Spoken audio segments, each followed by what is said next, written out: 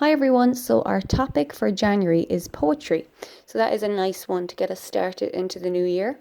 So I am in our Starlight book and I am on page 90. So if you want to open up your Starlight book on page 90 and you can follow along, I am going to read through these two poems here. So the first poem is called The Wind and it's written by Gareth Owen. Listen to the wind a-wailing, rattling the garden gate, brushing the leaves of the oak tree, rustling in the grate. The cat lies flat on the hearth rug, washing his face with his paws. The dog's asleep in the basket. Everyone's indoors. It screams along the alleys. It bellows up the street. It groans between the gravestones. It bowls hats along the street. It's pounding at the windows like the hooves of an angry horse. If it blows like this much longer, it'll knock the world off its course. It's quietened down at bedtime, snoring loud and deep. At 6 it rattles the milk crates and finally falls asleep. So a lovely poem there about a windy, stormy night. The poet creates lots of lovely imagery. So imagery means when you kind of create pictures in your mind from reading the poem. So a nice image there is it bowls hats along the street. So the wind is so strong that it's blowing hats off people's heads and they're rolling along the street. Or pounding at the windows. So you can picture a really strong wind kind of rattling the windows. The poet also uses lots of sound words in this poem. So not only can we see what's happening, we can nearly hear it as well. So a nice sound word there in the first verse is rattling the garden gate or rustling in the grate. Or another sound word there is snoring loud and deep.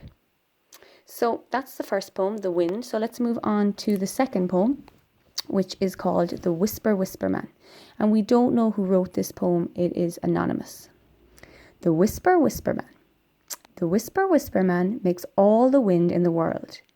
He has a gown as brown as brown. His hair is long and curled.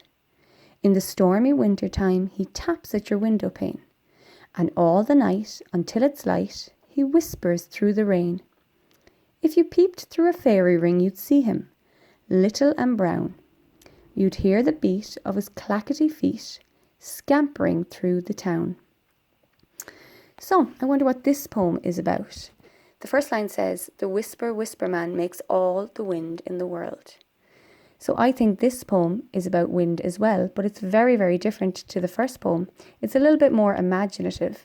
The poet here is imagining that there's a man who makes all the wind in the world. So he's using his imagination a little bit more in this poem, which is really interesting to compare it to the first poem. They're both about the same topic, but two very different poems. Okay, so we are going to look at the questions now on these poems. So I'm going to go through them with you first, and then you're going to do them yourselves into your copy.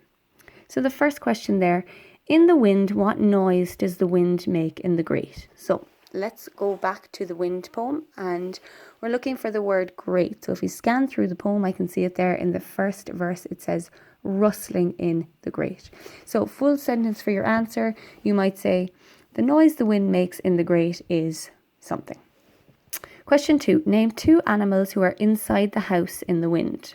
So again, we're talking about the first poem, so we need to find the animals. So if you scan through the poem, and you'll find the animals that the poet was talking about. So that's a simple enough question. Question 3, in the wind, what noise does the wind make in the graveyard?